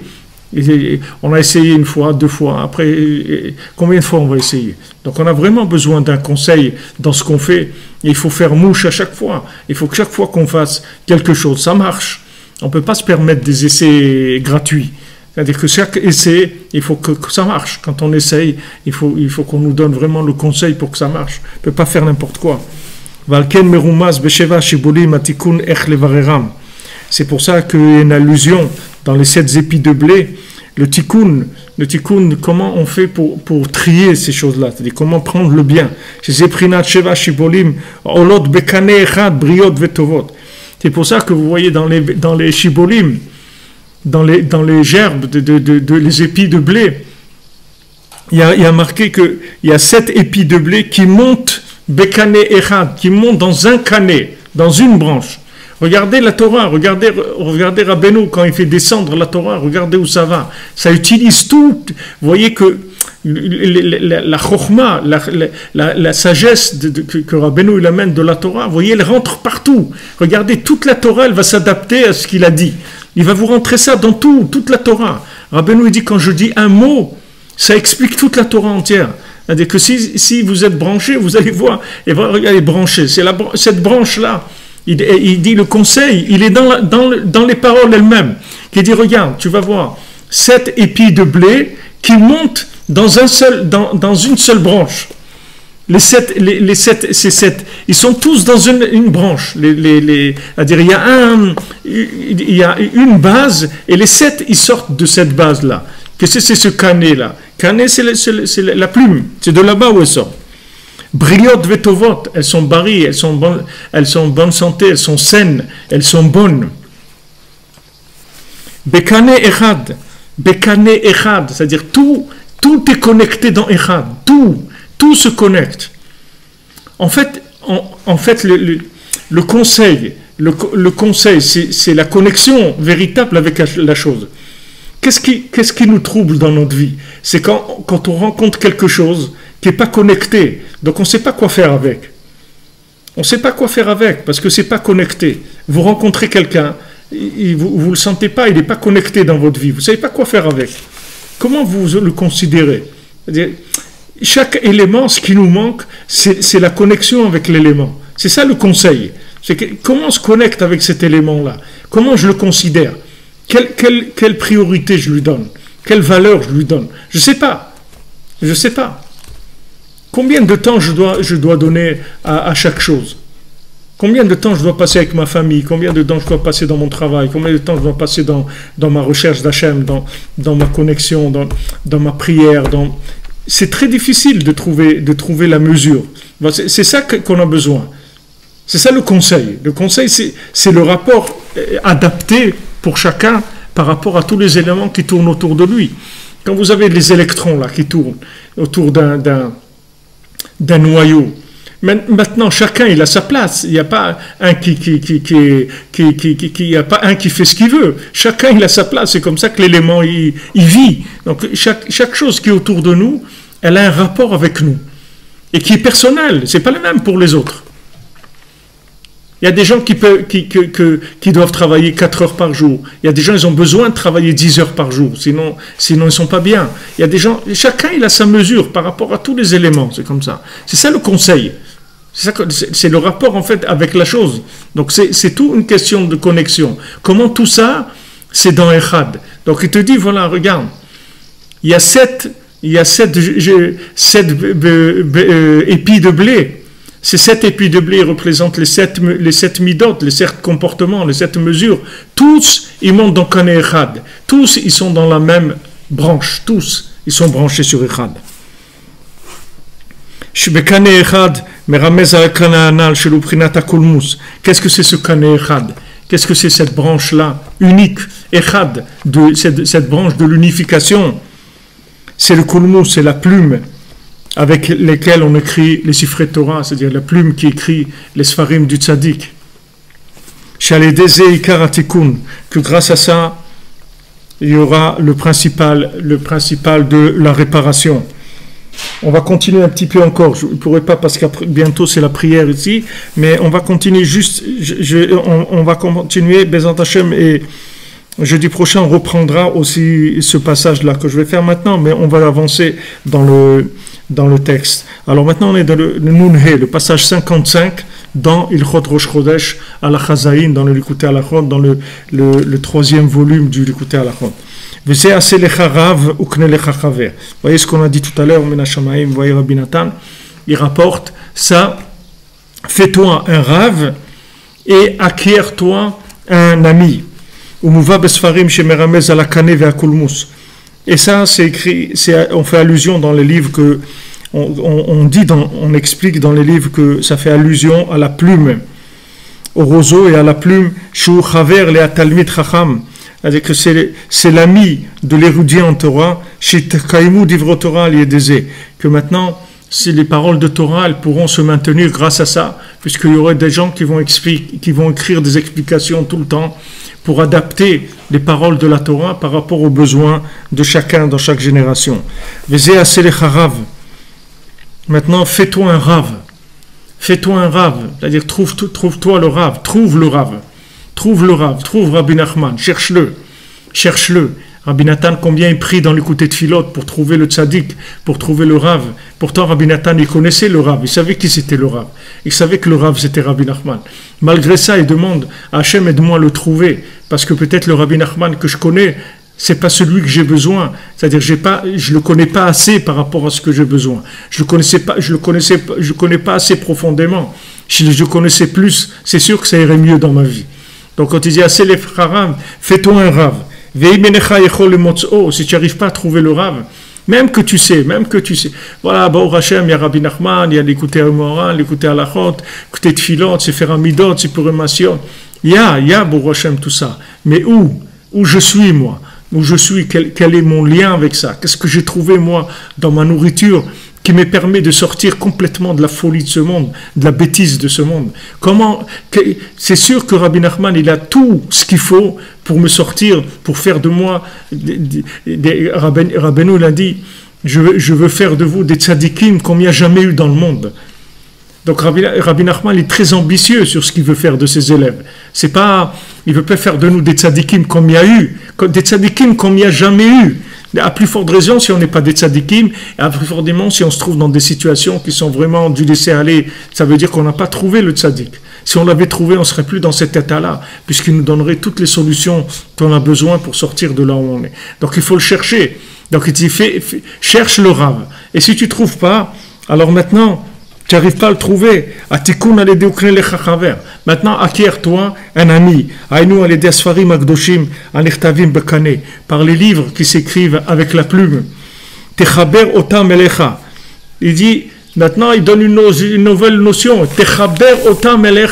Lis-les à toi. Lis-toi, trouve-toi, crée-toi un lien avec le livre. Crée-toi un lien. Fais un lien avec le texte du livre. Et regarde bien dedans le texte, regarde bien là-bas. Et tu vas savoir que c'est le Rav Haemet. Tu vas le trouver. D'abord, tu vas trouver que c'est Rabbi Nachman. Et après, quand tu vas trouver Rabbi Nachman, tu vas trouver dans Rabbi Nachman qui c'est Rabbi Nachman pour toi. Qu'est-ce qu'il représente pour toi? Où il est son langage pour toi, adapté à toi, de manière à ce qu'il puisse te sortir de ta folie, de ta bêtise, et qu'il te connecte complètement à l'infini. Parce que toute la réparation, elle va se faire par la multitude de livres, par le fait qu'il va y avoir des livres qui s'écrivent en permanence. Donc vous voyez, il donne le conseil est clair. Tu ne sais pas qui c'est le Rav, c'est-à-dire que tu n'as pas trouvé maintenant. Même si tu sais que c'est Rabbi Nachman, ok, il y a des gens, ils n'ont pas trouvé, ils croient que c'est ça ou ça, ok.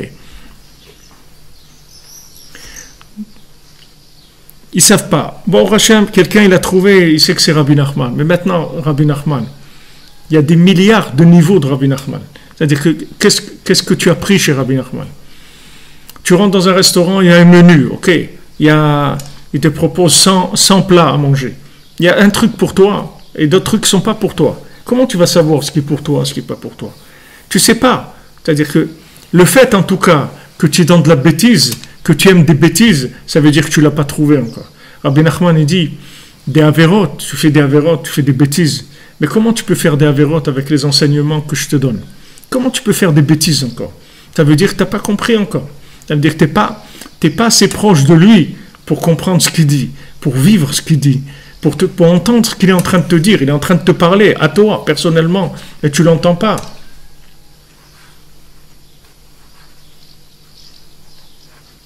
Tu ne l'entends pas. C'est-à-dire que tu n'entends pas ce qu'il faut pour sortir. Parce que si tu entends la parole qu'il faut, tu fais ta valise tout de suite. Tu sors de la bêtise. Tout de suite, tu abandonnes les bêtises. Donc il te dit, trouve le Rav. Trouve le tzaddik, cherche-le. Maintenant, tu n'arrives pas. Prends les livres et attache-les à toi. Attache-toi les livres à toi. Il dit, c'est extraordinaire parce qu'il emploie un langage. Attache le livre à toi. Techaber otam elecha. Attache les livres à toi.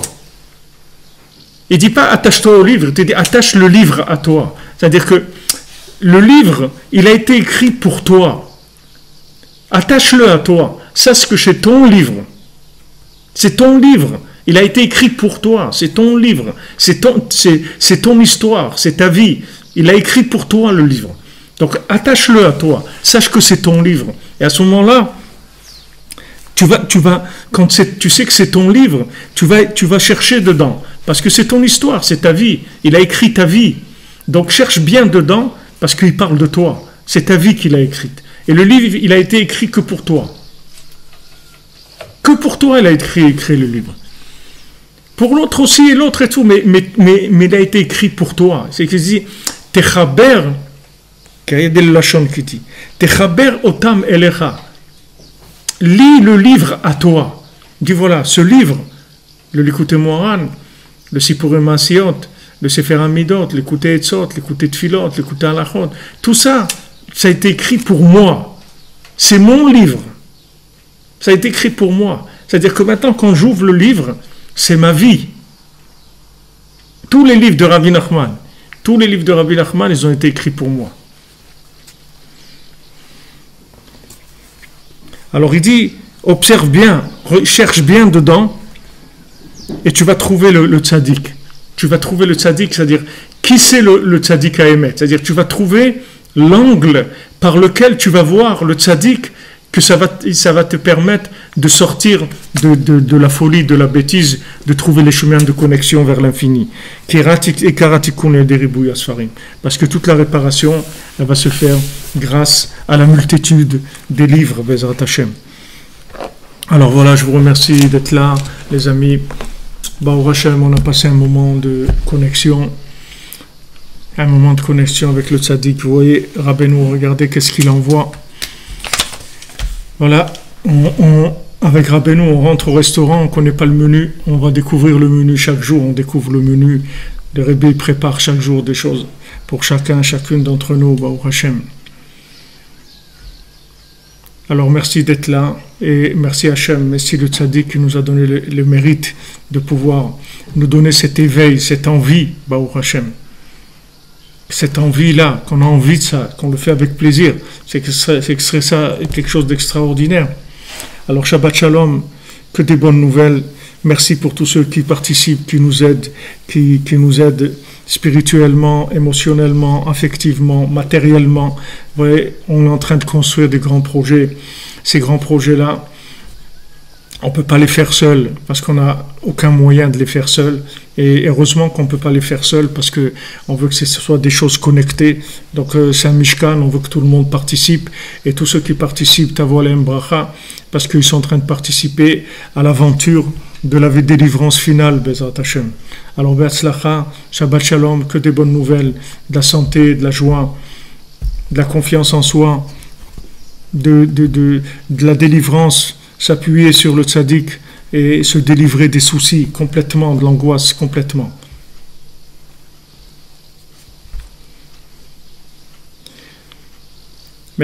merci à vous, merci pour vos encouragements. Et voilà, on continue ensemble, les Hashem. Alors on se retrouve à l'antenne, les Hashem, dimanche. Passez un bon Shabbat, que de bonnes choses.